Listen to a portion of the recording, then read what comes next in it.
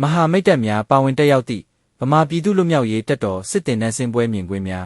တော်လှန်ရေးအောင်မြင်ဖို့မတူညီတဲ့အဖွဲ့အစည်းတွေညီညွတ်မှုရှိဖို့လိုတယ်ဟန်ချက်ညီရင်စစ်အာဏာရှင်ကိုအမြန်ဆုံးဖယ်ရှားနိုင်မယ်နမီကြီးပန်းဖြေခီးသွားနိုင်ငံတစ်ခုဖြစ်တဲ့ပနားမားနိုင်ငံကဘိုကာဒဲရိုရိုပြည်နယ်မှာလက်ရှိအချိန်ထိပြင်းထန်တဲ့ဆန္ဒပြမှုတွေဆက်လက်ဖြစ်ပွားနေပါတယ်အစ္စရေးဘက်ကအီရန်နိုင်ငံအနောက်မြောက်ပိုင်းမှာတည်ရှိတဲ့ IRGC ဌာနချုပ်နဲ့နျူကလ িয়ার စမ်းသပ်ဌာနတချို့ကိုလေကြောင်းကနေပြင်းပြင်းထန်ထန်တိုက်ခိုက်ခဲ့ပါတယ်ကျွန်တော်ဒီနေ့ရဲ့သတင်းထူးများကိုစူးစီးဖော်ပြပေးပါတော့မယ်ခင်ဗျာကျွန်တော်ရဲ့ channel လေးမှာနေ့စဉ်သတင်းထူးများကိုစူးစီးဖော်ပြပေးနေတာဖြစ်လို့ကျွန်တော်ရဲ့ channel လေးကို like and subscribe လုပ်ခဲ့ပေးကြပါခင်ဗျာဒါဆိုရင်စလိုက်ရအောင်ဗမာပြည်သူ့လွတ်မြောက်ရေးတပ်တော်၏အခြေခံစစ်ပညာသင်တန်းအပတ်စဉ်ကိုသင်တန်းဆင်းပွဲအခမ်းအနားကိုဇွန်လ9ရက်နေ့တွင်တောင်းတက်ထိန်းချုပ်ဒေသတစ်ခုမှာကျင်းပခဲ့ပြီးဓာတ်ပုံမှတ်တမ်းများကိုဗမာပြည်သူ့လွတ်မြောက်ရေးတပ်တော်မှဇွန်လ17ရက်နေ့တွင်ပထမဆုံးအကြိမ်ထုတ်ပြန်ခဲ့ပါတယ်။တက်ရောက်သူထဲမှာတော့ဒေါက်တာဇော်ဝေဆိုးဗိုလ်ချုပ်တာဘုံကျော်AAမှတပ်မှုတဦးကရင်နီအုပ်ချုပ်ရေးကောင်စီဒုဥက္ကဋ္ဌခွန်းဘီထူးပြည်သူ့လွတ်မြောက်ရေးတပ်မတော်စစ်ဦးစီးချုပ်နှင့်အတွင်းရေးမှူး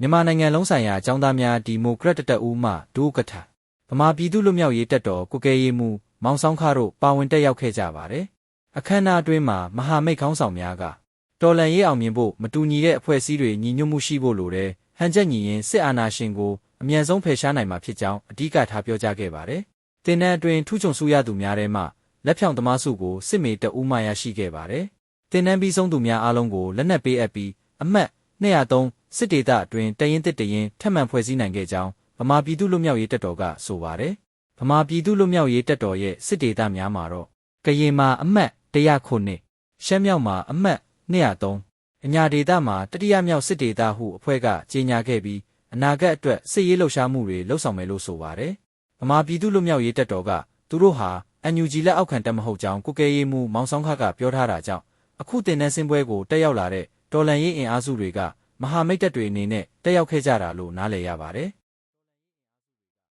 နောက်ထပ်သတင်းတစ်ပုဒ်ကတော့နမီကြီးပန်းဖြေခီးသွားနိုင်ငံတစ်ခုဖြစ်တဲ့ပနားမားနိုင်ငံကဘိုကာဒဲရိုရိုပြည်နယ်မှာလက်ရှိအချိန်ထိပြင်းထန်တဲ့ဆန္ဒပြမှုတွေဆက်လက်ဖြစ်ပွားနေပါတယ်။ပင်စင်စနစ်ပြင်ဆင်မှုနဲ့အမေရိကန်နဲ့ချုပ်ဆိုမဲ့ဘေးကင်းရေးသဘောတူစာချုပ်တို့ပေါ်စိုးရိမ်မှုကြောင့်ဒေသခံအလုပ်သမားတွေနဲ့လူထုအများကလမ်းပေါ်ထွက်ဆန္ဒပြခဲ့ကြတာဖြစ်ပါတယ်။အထူးသဖြင့်ဒေသခံချီကီတာဝန်ထမ်းတွေကဥဆောင်ဆန္ဒပြနေတယ်လို့သိရပါတယ်။ဆန္ဒပြမှုတွေကနေအနေရရှိတဲ့အဆင့်ကိုရောက်လာပြီးလေဆိပ်တချို့နဲ့စက်ရုံများကိုပိတ်ဆို့ဖျက်ဆီးမှုများဖြစ်ပေါ်ခဲ့ပါတယ်။ဆန္ဒပြမှုများအတွင်းလူတစ်ယောက်သေဆုံးပြီး30ကျော်ဒဏ်ရာရခဲ့ကြောင်းသတင်းရရှိပါတယ်။ပနားမားအစိုးရကဘိုကာဒဲရိုရိုပြည်နယ်အတွင်းအရေးပေါ်အခြေအနေကြေညာလိုက်ပြီးဥပဒေအရပြုမှုခွင့်တချို့ကိုတားမြစ်လိုက်ပါတယ်။လူစုဝေးခွင့်လွတ်လပ်စွာသွားလာခွင့်နဲ့ဆန္ဒထုတ်ဖော်ခွင့်တို့ကို9ရက်တာတားမြစ်ထားခြင်းဖြစ်ပါတယ်။စစ်တပ်နဲ့ရဲတပ်ဖွဲ့1500ခန့်လည်းနေမြေတွင်းချထားပြီးလုံခြုံရေးကိုတင်းကျပ်စွာထိန်းသိမ်းထားပါတယ်။အချို့သောချီကီတာဝန်ထမ်းများကတော့အခြေအနေတစ်စိတ်တစ်ပိုင်းပြေပြစ်လာချိန်မှာဆန္ဒပြမှုများမှရပ်နားလာကြောင်းသိရှိရပါတယ်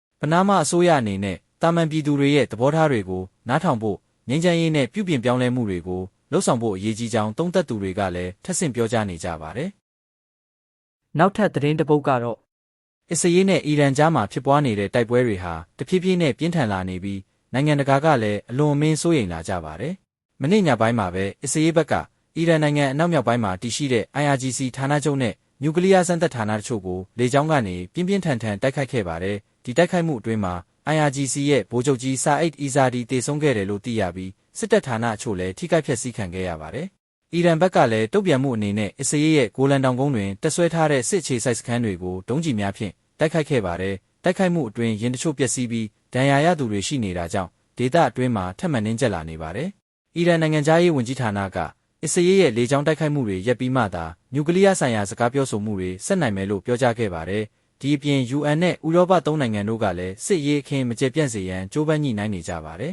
။တစ်ဖက်မှာတော့အမေရိကန်အစိုးရကလည်းအခြေအနေဒီထက်ပိုပြင်းထန်လာပါကတိုက်ခိုက်ဖို့ရှိတယ်ဆိုတဲ့သတင်းတွေထွက်ပေါ်လာပါတယ်။ဒေသခံပြည်သူတွေအနေနဲ့တော့မိလောင်မှုပုံကျဲမှုတွေကြောင့်မြို့ရင်းမှာစစ်ပေးရှောင်နေကြရပြီးစားတောက်ကုန်ပစ္စည်းနဲ့ဆေးဝါးတွေမရနိုင်တဲ့အခြေအနေတချို့ကိုရင်ဆိုင်နေရပါတယ်။တချို့သောအာရပ်နိုင်ငံတွေကလည်းဒီတိုက်ပွဲကတခြားနိုင်ငံတွေတဲကိုပြန့်လာမှာကိုစိုးရိမ်နေကြပါတယ်။သင်တို့အနေနဲ့ရောဒီသတင်းများကိုဘယ်လိုထင်မြင်ကြပါသလဲထင်မြင်ချက်များကိုကိုမတ်မှာဝင်ရောက်မှတ်ချက်ပြုနိုင်ပါတယ် နောက်ရက်တွေမှာလည်းထူးခြားတဲ့သတင်းအသစ်များကိုဆက်လက်တင်ဆက်ပေးမှာမို့လို့ကျွန်တော်ရဲ့ channel လေးကို like and subscribe လုပ်ခဲ့ဖို့မမေ့ပါနဲ့အားလုံးကိုကျေးဇူးအများကြီးတင်ပါတယ်ခင်ဗျာကောင်းသောနေ့လေးဖြစ်ပါစေ။